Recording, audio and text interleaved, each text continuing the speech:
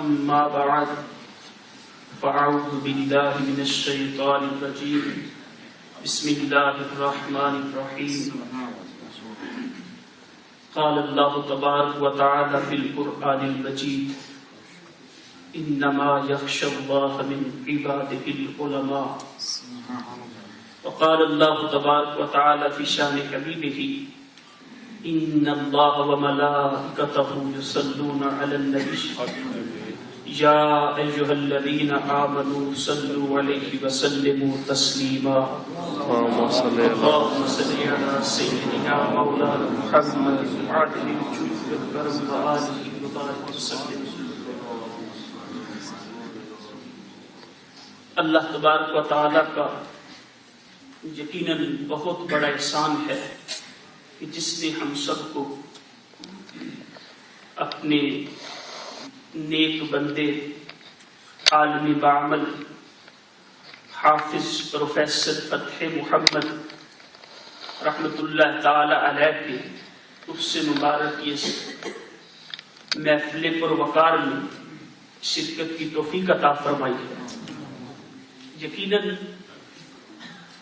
جہاں بھی نیک بندوں کا ذکر ہوتا ہے تنزل الرحمہ عند ذکر الصالحین، کہ جہاں بھی نیک لوگوں کا ذکر ہوتا ہے رب کی رحمت برستی ہے.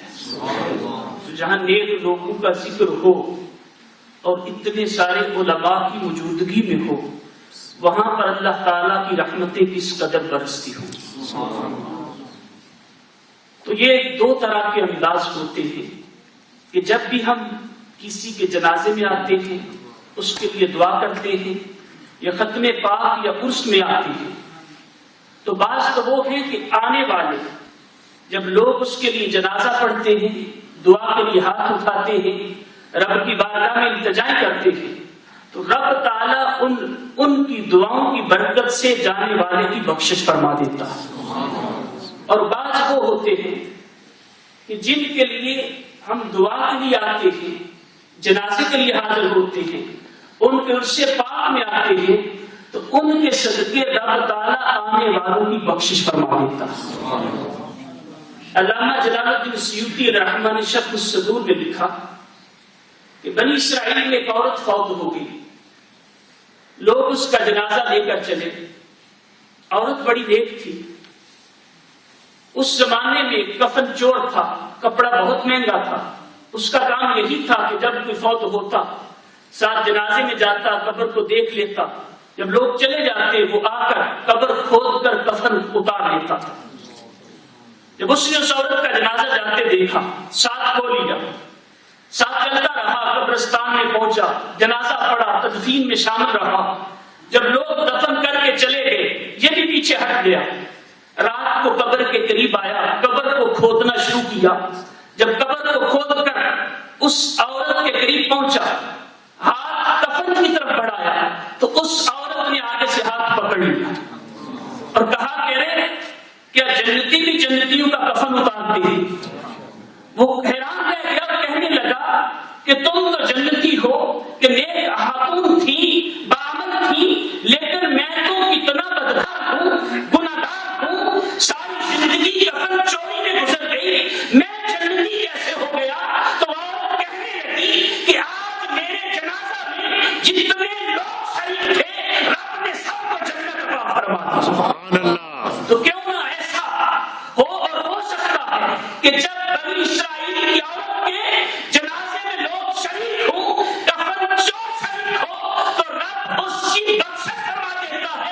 تو جو امت محمدیہ کا عالم ہو اور جس کے بارے میں آنا فرمائے کہ میری امت کے علماء بنی اسرائیل کے انبیاء کی طرح ہیں، اگر اس کے حق میں پاک کیا ہے تو رب تعالیٰ کیوں نہ بخشش کے کبابیں عطا فرمائے. یقیناً رب تعالیٰ کرم فرماتا ہے.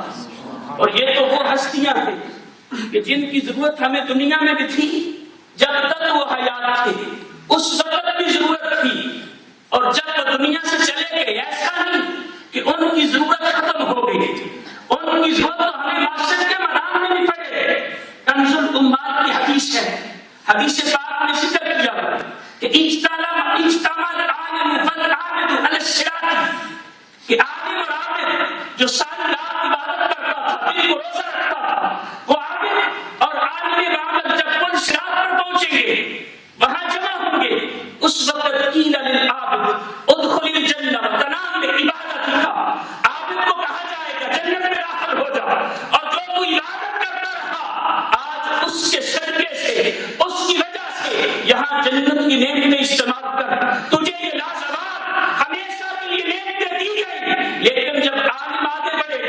اس کو کہا جائے گا کف ہونا یہاں رک جا، آج تو ایسے نہیں جائے گا جیسے عادت کیا، بلکہ یہاں کھڑے ہو جا، جس کی چاہتا ہے آج تو شفاعت کرتا چلا جا، ہم اسے جنت میں داخل کرتے چلے جائیں۔ سبحان اللہ۔ تو معاشر کے میدان میں بھی ان کی ضرورت پڑے گی، اور صرف یہی نہیں، وہاں سے آگے بڑھے جب جنت میں جائیں گے، جنت میں داخل ہو جائیں گے، پھر بھی علماء کے بغیر گزارا نہیں ہے۔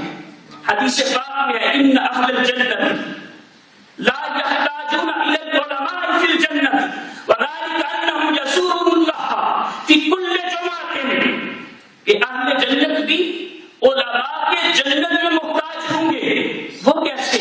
فرمایا ہر جمعہ کو رب کی زیارت کریں گے، سارے جنتی ہر جمعہ کو رب کی زیارت کریں گے۔ رب تعالیٰ نے فرمائے گا تمنا علیہ ما شئتم، مانگو مجھ سے کیا چاہتے ہو، کیا تمہیں چاہیے، جو چاہتے ہو مجھ سے مانگو۔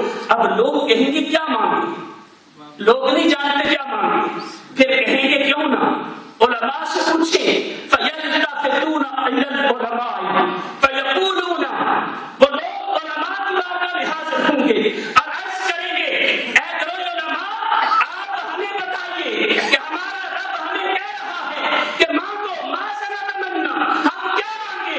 فَيَقُولُونَ، علماء بتائیں گے تمنوا علیہ کذا و کذا، کہ اپنے رب سے یہ بھی مانگو یہ بھی مانگو۔ فَهُمْ يَحْتَاجُونَ إِلَى الْعُلَمَاءِ فِي الْجَنَّةِ كَمَا يَحْتَاجُونَ إِلَى الْعُلَمَاءِ فِي الدُّنْيَا، تو لوگ جنت میں بھی علماء کے محتاج ہوں گے جس طرح دنیا میں علماء کے محتاج ہیں۔ اور عالم دین کا وجود ہے مسعود کتنی بابرکت چیز ہے۔ امام راضی تفسیر کبیر میں لکھتے ہیں ہم کسی امام کے پیچھے بھی نماز تو پڑھتے ہیں، ہر امام عظمت والا ہے جو لوگوں کا مقتدا ہے، رب کی بارگاہ میں سب کو لے کر پیش ہوتا ہے، لیکن عالم دین کی شان کیا ہے کہ جس مسجد میں امام عالم ہے اور وہ جماعت کرواتا ہے، لوگ اس کے پیچھے نماز پڑھتے ہیں، تو اس کی فضیلت کیسی ہے۔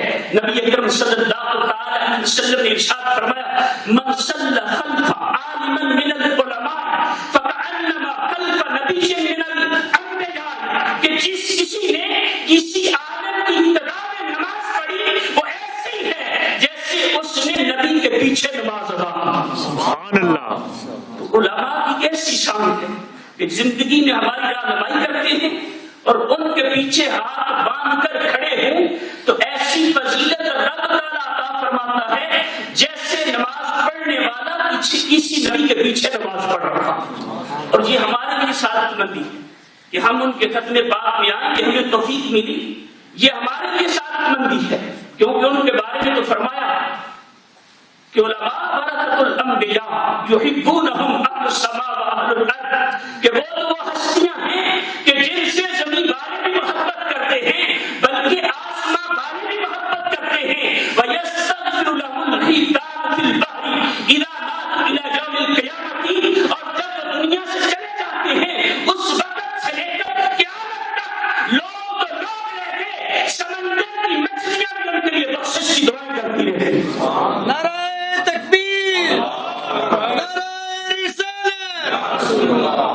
تو علماء کا وجود کتنی بڑی اور کتنا بابرکت اور کتنی عظیم نعمت ہے ہمارے لیے کہ جب تک وہ ہمارے درمیان موجود ہوں تو ان کے صدقے سے رب تعالیٰ رحمتیں نازل فرماتا ہے، ان کے صدقے سے ہمیں برکات نصیب ہوتی ہے، اور چلے جائیں اور ہم ان کے لیے ہاتھ اٹھائیں اس کی وجہ سے رب تعالیٰ ہماری بخشش فرما دیتا ہے۔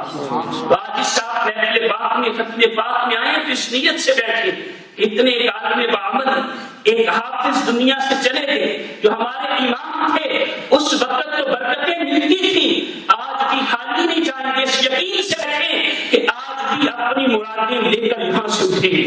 اللہ تبارک و تعالیٰ ہمیں علماء کی جس طرح حق ہے اس کو تقریر کرنے کی توفیق عطا فرمائے، آمین بجاہ نبی الامین صلی اللہ علیہ وسلم۔ ماشاءاللہ یہ تھے حضرت علامہ محمد شاہد رضا صاحب۔ میں دل کی تہ گہرائیوں سے ان کا مشکور ہوں کہ آج مسجد میں تشریف لائے، اور اللہ تبارک و تعالیٰ انہوں نے جو ہمیں پند و نصائح کیے ہیں، اللہ تبارک و تعالیٰ ہمیں ان پر عمل کرنے کی توفیق رفیق عطا فرمائے۔ اب میں